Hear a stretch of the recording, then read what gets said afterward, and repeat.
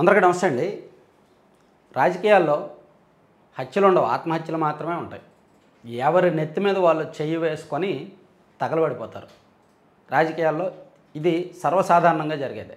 అయితే మన కళ్ళు ఎదురుగా మన రాష్ట్రంలో మాజీ ముఖ్యమంత్రి జగన్మోహన్ రెడ్డి గారు అంత దారుణంగా ఓడిపోవడానికి ఒక పెద్ద కారణం, అనేక కారణాలు ఉండొచ్చు, కానీ one of the main reason Chandrababu Naidu గారి అరెస్టు. ఆ అరెస్టు అప్రజాస్వామికంగా, రాజ్యాంగ విరుద్ధంగా జరగడం. సరే, నిజంగా చంద్రబాబు గారు అరెస్ట్ చేశారు, వాళ్ళు రూల్ ఆఫ్ లా ప్రకారం, నిబంధనల ప్రకారం గవర్నర్ గారు అనుమతి తీసుకున్నారు, లేదా అన్ని ఆధారాలు దొరికాయి, కోర్టు చట్టాల ప్రకారం ఆయనకు నోటీస్ ఇచ్చారు, నోటీస్ ఇచ్చి అరెస్ట్ చేశారు, ఇవన్నీ జరిగాయి, as per rule of law జరిగిందంటే జరగల. అంతెందుకు 43,000 కోట్ల అవినీతి చేశారు అని చెప్పి సిబిఐ ఛార్జ్ షీట్లు వేసిన జగన్మోహన్ రెడ్డి గారు అరెస్ట్ సమయంలోనే సిబిఐ అతన్ని డైరెక్ట్గా అలా దొంగచాటుగా అరెస్ట్ చేయాల. 3 సార్లు నోటీసులు ఇచ్చి 3 సార్లు విచారణకు పిలిపించి అప్పుడు 3వసారి అతను అరెస్ట్ చూపించింది, అతన్ని అరెస్ట్ చేస్తున్నాము అని మీడియాకు చెప్పారు. అలా జరగాలి. సో అయితే ఇంత దారుణం ఇంత చేశారు కదా, ఇది చేసిన తర్వాతే చంద్రబాబు గారి మీద సింపతి పెరగడం, రాష్ట్ర వ్యాప్తంగా, దేశవ్యాప్తంగా ఆయనకు మద్దతుగా చాలామంది, ఆయన పరిపాలనలో లబ్ధి పొందిన వాళ్ళు, చదువుకున్న వాళ్ళు, ఐటీ ఉద్యోగుల్లో ఉన్నవాళ్ళు, మాకెందుకు ఈ రాజకీయాలు అనుకున్న వాళ్ళు కూడా రోడ్డు ఎక్కడం, ఎక్కడెక్కడి నుంచో వచ్చి ఓట్లు వేయడం, ఇవన్నీ జరిగాయి. సో కూటమి ప్రభుత్వానికి ఇంత ఘన విజయం రావడానికి ఘనత వహించింది జగన్మోహన్ రెడ్డి గారు. ఇదంతా ఇప్పుడు ఎందుకు చెప్తున్నాను ఈ సోదంతా అంటే, ఆ అరెస్టే చేయడంలో వాళ్ళు కుట్ర పన్నారు అనేది మొదటి నుంచి వస్తున్న ఒక మాట, ఒక వాదన, వాళ్ళు కుట్రపూరితంగా అరెస్ట్ చేశారు అని. సో దీనిలో తాజాగా ఒక మాట బయటకు ఏమొచ్చిందంటే, అసలు పివి రమేష్ గారు అత్యంత కీలకం. ఆయన అప్పట్లో ఈ స్కిల్ డెవలప్మెంట్కి సంబంధించి ప్రాజెక్ట్ రన్నింగ్లో ఉన్నప్పుడు ఈ వ్యవహారాలన్నీ చూడడానికి ఆర్థిక శాఖ ప్రత్యేక ప్రధాన కార్యదర్శిగా ఉన్నారు పివి రమేష్, విశ్రాంత ఐఏఎస్. ఆయన అప్పట్లో ఈ స్కిల్ డెవలప్మెంట్ ప్రాజెక్టు నిధులు విడుదలకి సంబంధించిన అంశాలన్నింటిలో ఆయనే కీలకం, ఆర్థిక శాఖ ప్రత్యేక ప్రధాన కార్యదర్శి. చంద్రబాబు గారి తప్పు చేశారా లేదా అనేది ఆయనకు తెలుసు. సో ఆయన ఇచ్చే స్టేట్మెంట్ కీలకం.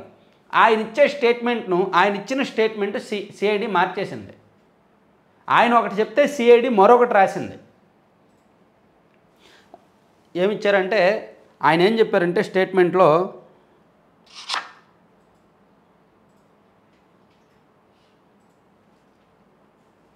ఒక పథకానికి లేదా ప్రాజెక్టుకు శాసనసభలో బడ్జెట్ ఆమోదం ఉన్నప్పుడు నిధుల విడుదలలో ఎలాంటి అభ్యంతరాలు ఉండబోవు.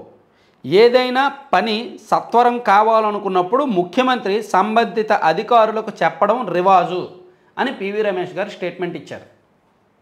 దాన్ని ఎలా మార్చారు సిఐడి వాళ్ళు?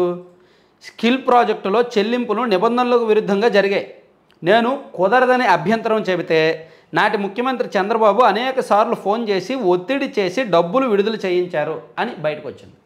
సో ఇదంతా ఇప్పుడు బయటికి ఎందుకు వచ్చిందంటే, ఇదంతా ఎలా బయటకు వచ్చిందంటే, ఇప్పుడు అధికారంలో ఉన్నంత కూటమి ప్రభుత్వం కదా, సిఐడి ఆఫీస్లో ఏం జరుగుతాయో మొత్తం బయటకు వస్తాయి కదా. సో సిఐడి కార్యాలయంలో పనిచేస్తున్న కొంతమంది అధికారులు ఈ విషయాన్ని ప్రభుత్వ పెద్దలకు చెప్పారు. అప్పట్లో చంద్రబాబు గారు అరెస్ట్ చేసినప్పుడు, జరిగినప్పుడు పివి రమేష్ గారు స్టేట్మెంట్ మార్చేశారండి అని. అప్పుడు పివి రమేష్ గారు ఏం స్టేట్మెంట్ ఇచ్చారు అనేది పివి రమేష్ గారికి తెలుసు, ప్లస్ అక్కడ రికార్డ్ చేసుకున్న వాళ్ళకి తెలుసు. ఆ రికార్డుల్లో ఏముందో బయటకు తీశారు, వీళ్ళు కోర్టుకి ఏం చూపించారు, వీళ్ళ కోర్టుకి ఏం రిపోర్ట్ ఇచ్చారు అనేది బయటకు తీశారు. రెండిట్లకి తేడా ఉంది.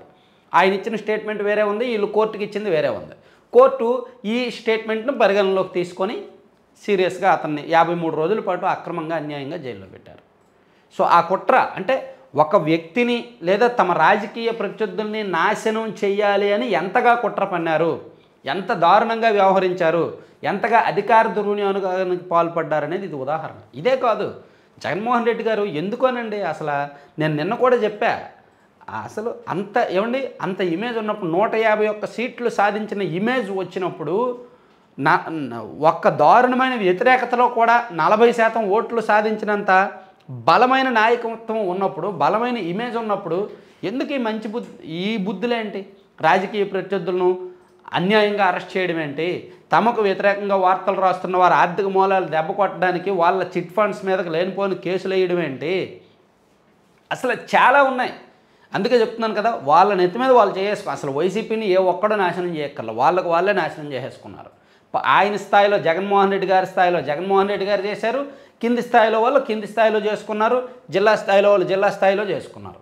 అలా వాళ్ళు ఈ ఘనకార్యాలు చేసి ఇప్పుడు ఈ పరిస్థితుల్లో ఉన్నారు. పోనీ ఇదేమైనా చెప్తే అరే మేము తప్పు చేసాము బయటకు వద్దామని అనుకుంటారా? అనుకోరు. ఇదంతా చెప్పినా సరే వాళ్ళకి వేస్ట్ అనమాట. లేదు ఇదంతా అబద్ధం, ఎల్లో మీడియా కుట్ర అని సింపుల్గా తీసి పడేస్తారు. సో అటువంటి వాళ్ళని ఎవరో బాగు చేయలేరులే. సో ఇంకా ఎన్ని కుట్రలు బయటకు వస్తాయో చూడాలి. ఇప్పుడు పివి రమేష్ గారు కోర్టుకు వెళ్ళొచ్చు. నా స్టేట్మెంట్ను సిఐడి మార్చేసింది, సో గత ప్రభుత్వ పెద్దల మీద సిఐడి పెద్దల మీద చర్యలు తీసుకోండి, నేను ఒక స్టేట్మెంట్ ఇస్తే మీకు ఒక స్టేట్మెంట్ చూపించింది అని చెప్పి పివి రమేష్ గారు కోర్టుకు వెళ్తే అప్పుడు కథ మళ్ళీ మొదలవుద్దన్నమాట.